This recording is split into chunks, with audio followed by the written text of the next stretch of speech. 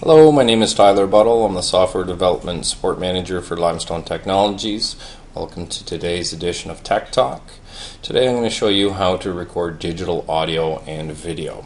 So the first thing that you need to make sure is that you've got a webcam plugged into your computer and it's working. So if you don't have one, obtain one, plug it into your computer, and generally Windows will set it up fine for you without even having to install the CD, as long as you're connected to the internet. If you're not connected to the internet, install the CD that came with your webcam.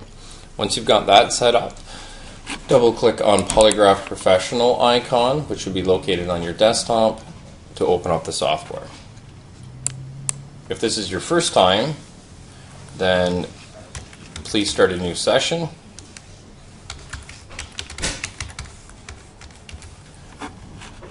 Call it whatever you want so that you can get your camera set up, and click apply. New session will appear in your list. Highlight that session and click video.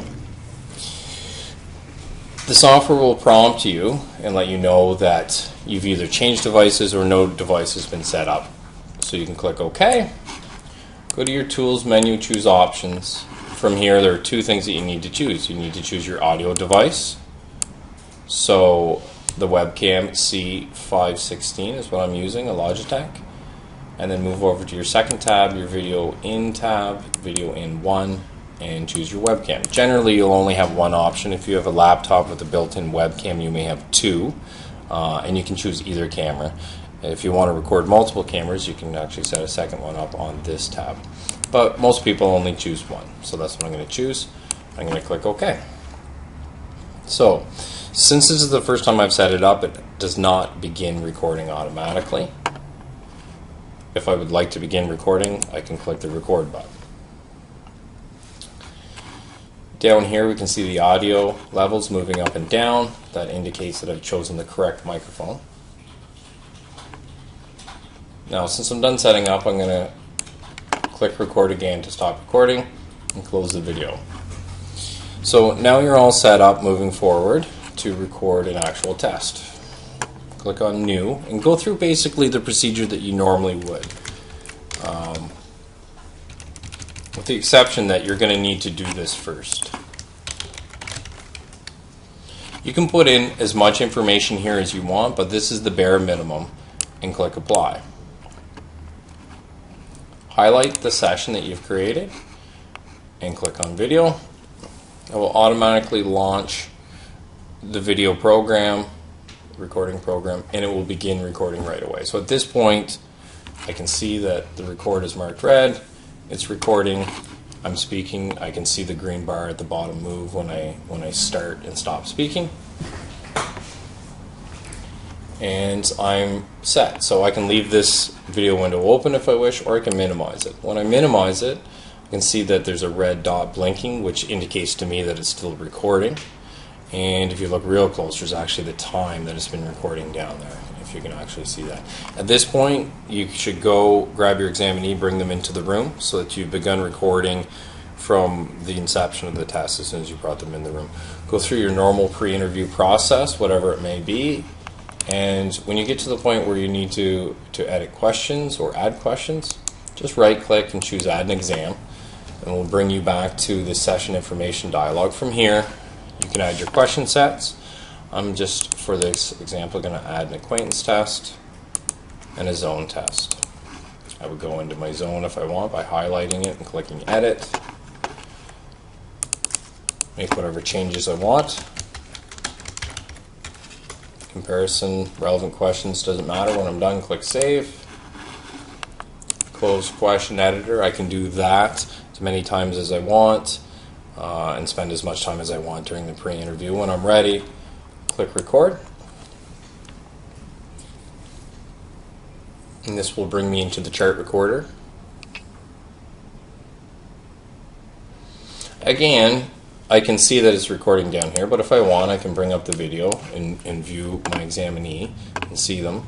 I can additionally click snapshot to take a picture if I want. And if I don't want this here, it's in the way, I can minimize it.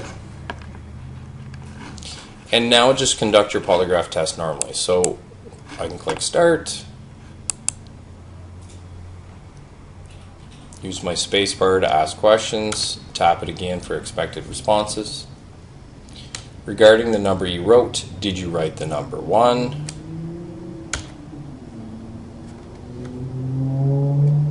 Did you write the number 2? No. So on and so forth. When I'm done, click stop.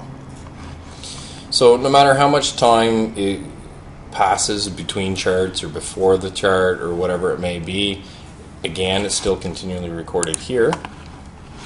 When I'm ready, I can click start to begin my next chart. Use the spacebar again for questions. Please remain still. The test is about to begin. Is this the month of February?